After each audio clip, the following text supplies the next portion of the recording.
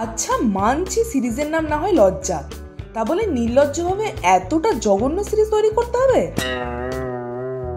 High, this is Hastolipi originals. এখন আপনাদের সামনে লজ্জা সিজন 2 নিয়ে আলোচনা করব।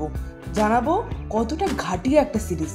এরকমই বাংলায় সমস্ত সিরিজ এবং সিনেমা সংক্রান্ত আলোচনা শুনতে এবং রিভিউ পেতে আমাদের এই চ্যানেলটা ফলো করে রাখুন এবং নোটিফিকেশন বেলের ওপর ক্লিক করে অল বাটনের ওপর ক্লিক করে রাখুন, যাতে আমাদের ভিডিও সবার আগে আপনাদের কাছে পৌঁছে যায়। তাহলে চলুন ভিডিওটা শুরু করছি। Hastolipi originals, the ultimate filmy dose. হইচইতে জঘন্য ওয়েব সিরিজের তালিকায় যে সকল ওয়েব সিরিজের নাম থাকবে তাদের মধ্যে সম্ভবত ওপরের দিকেই থাকবে লজ্জা সিজন 2। এই সিরিজের গল্প ছোট করে বলতে গেলে বলতে হয়, মৌ, জয়া আর সূর্য তিনজনে মিলে যায় বোলপুরে ছুটি কাটাতে। মৌ কোনো কারণে ফিরে এলেও জয়া আর সূর্য বোলপুরেই থাকে। মাঝরাতে হঠাৎ সূর্যর হার্ট অ্যাটাক হয় এবং সে সেখানেই মারা যায়। জয়াকে সকলে ক্লেম করে তার মৃত্যুর জন্য।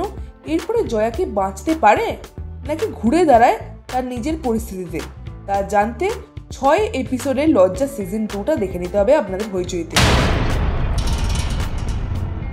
এই সিরিজের ভালো কি বলবো সেটাই তো আমার মাথায় আসছে না।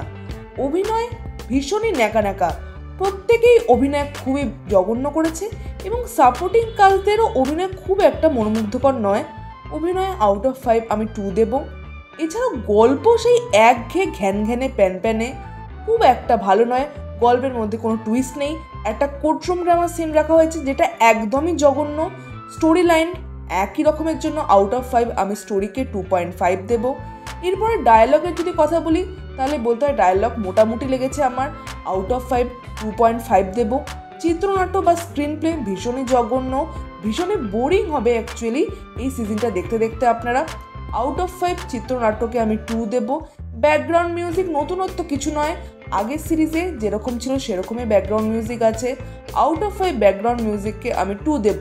সব মিলিয়ে এই সিরিজটা না আমার জন্য একদমই ওয়ার্ক করেনি, আর এতটাই জঘন্য সিরিজ হয়েছে আপনারা দেখতে দেখতে হাঁপিয়ে যাবেন, ভাববেন কখন শেষ হবে। আগের সিজনটা দেখার সময় আপনারা যদি ইমোশনালি একটু কানেক্ট হতে পারেন, এই সিজনটা কিন্তু ইমোশনালি একদমই কানেক্ট হতে পারবেন না। আপনাদের সবসময় মনে হবে এই চরিত্রটা কেন এরকম করছে, কেন ন্যাকা ন্যাকা কাজকর্ম করছে, এইভাবে কেন কথা বলছে। সবসময় মাথার মধ্যে এই সকল প্রশ্ন আপনাদের ঘুরে বেড়াবে। আর একটা ভালো বিষয় কি, এই সিরিজটা কিন্তু এই সিজনেই শেষ করে দেওয়া হয়েছে, নতুন কোনো সিজন কিন্তু এর আসবে না। এটাই একটা ভালো বিষয়।